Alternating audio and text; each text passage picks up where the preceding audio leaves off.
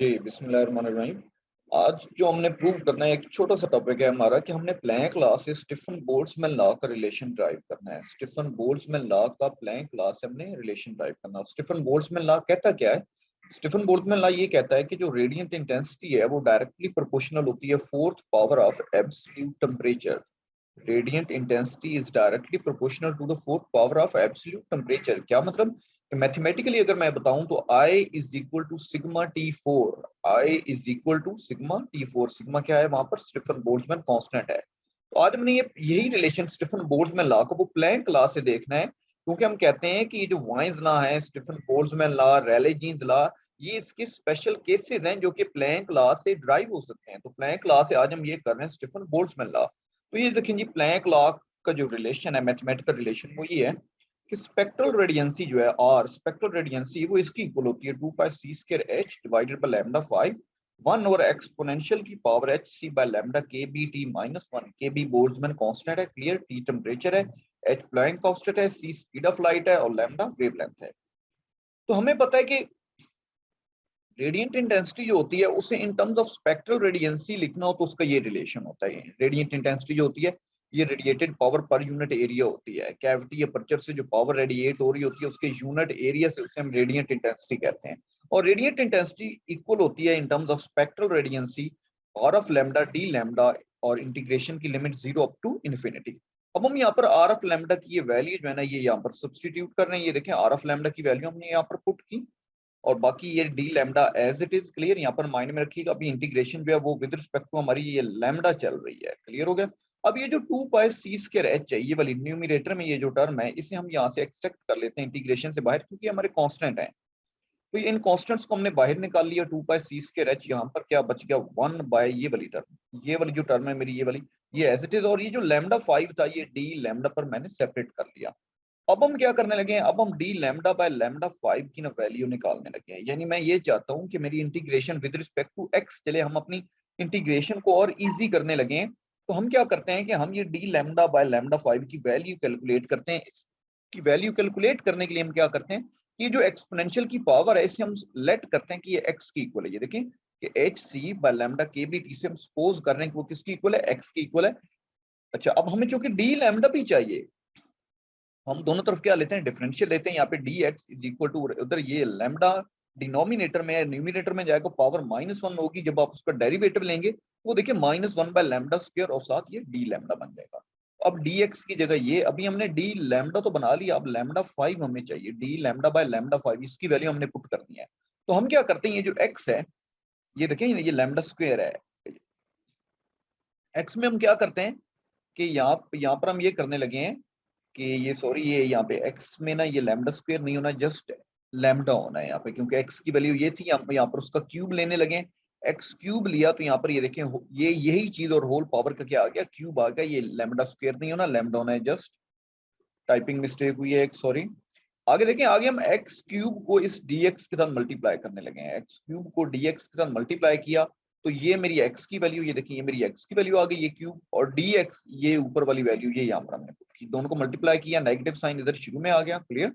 अब जरा ये समझिएगा, एक लैम्डा क्यूब ये बना, ये 3 है ना, तो ये लैम्डा क्यूब और ये लैम्डा स्क्वायर, ये कितना बन गया? लैम्डा 5। उसको हमने लैम्डा 5 को इधर कर लिया, D lambda divided by lambda 5। और बाकी जितनी टर्म्स थी जो कैंसिल आउट हो रही हैं या जो कैंसिल आउट नहीं हो रही, जिसने यहाँ पर देखें एच सी पावर क्यूब है और यहाँ पर एच सी, तो 3 और ये 1 कितनी बन गई? 4। तो ये देखें H4C4, उसको इधर आके हमने डिवाइड कर दिया, क्लियर।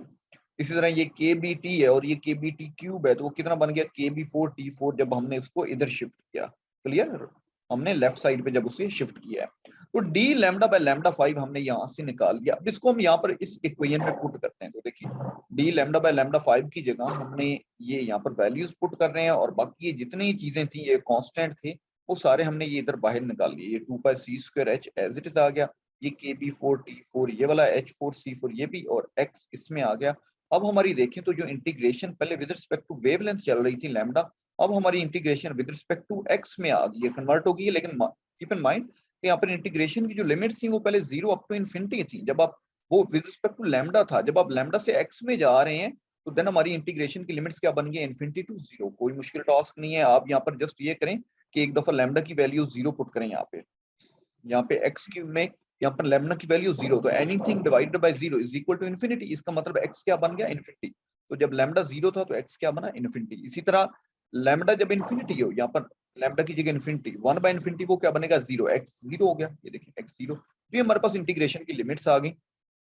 अब हम ये करते हैं कि ये जो नेगेटिव साइन है, क्लियर, ये इन इंटीग्रेशन की लिमिट्स को इन्वर्ट करता है। इन्फिनिटी टू 0 है, मैंने नेगेटिव को इधर पॉजिटिव कर दिया और लिमिट्स को मैंने इन्वर्ट कर दिया 0 अप टू इन्फिनिटी। नेक्स्ट देखें, अब देखिए ये वही मैंने एज इट इज लिखा 0 अप टू इन्फिनिटी। अब ये जो इंटीग्रेशन है इसको हमने सॉल्व किया और सॉल्व करके डायरेक्ट आंसर यहाँ पर पुट किया है कि pi raised to power 4 divided by 15। इस इंटीग्रेशन की कैलकुलेशन जो है, ये जो रिजल्ट है वो ये आया, पाई 4 डिवाइडेड बाय 15। और ये जो टर्म्स हैं ये सारी एज इट इज आ गई। ये 2 पाई मेरे पास आ गई, ये सी स्क्वायर एच जो था इनसे मैंने कैंसिल किया, क्लियर, यहाँ पर। तो हमारे पास ये के बी 4 टी 4 यहाँ पर ये एज इट इज आया, क्लियर। आगे देखें यहाँ से नेक्स्ट, तो हमारे पास ये कुछ रिजल्ट आया ऑफ टी के पाई 4 डिवाइडेड बाय 15। इसमें t4 को हम सेपरेट कर लेते हैं, यहाँ से t4 को सेपरेट, और बाकी जितने रिजल्ट हैं वो यहाँ पर एज इट इज आए हैं, क्लियर। और यहाँ पर ये जो ब्रैकेट में टर्म इंक्लोज है इसे हम क्या पुट कर देते हैं, ये हमारे पास क्या है? सिग्मा है, क्लियर। यानी यही हमारे पास क्या है? स्टीफन बोल्ट्जमैन कांस्टेंट आ गया। तो ये देखिए रेडिएंट इंटेंसिटी जो है वो प्रूव हो चुकी है, I is equal to sigma T4, यानी radiant intensity is directly proportional to the fourth power of absolute temperature. अब हम यहाँ पर इनकी वैल्यूज पुट करते हैं कि क्या जो स्टीफन बोल्ट्जमैन लॉ है, ये वाला स्टीफन बोल्ट्जमैन कांस्टेंट, उसकी वैल्यू मैथमेटिकली प्रूव होती है। तो ये देखें 2 पाई 5, 2 पाई की वैल्यू 3.14, उसकी पावर 5, बोल्ट्जमैन कांस्टेंट की वैल्यू हमने पुट की, पावर उसकी पुट की 4। इसी तरह यहाँ पर 15, और ये हमने h की वैल्यू पुट की और पावर क्यूब, और इस तरह स्पीड ऑफ लाइट की वैल्यू पुट की और 3। जब हमने इसको कैलकुलेट किया तो हमारे पास रिजल्ट क्या आ रहा है, ये देखिए सिग्मा का हमारे पास डिजायर्ड वैल्यू जो हमारे पास होती है 5.678 मल्टीप्लाई बाय 10⁻⁸ वाट पर मीटर स्क्वायर केल्विन 4। तो ये हमारे पास क्या आ गया?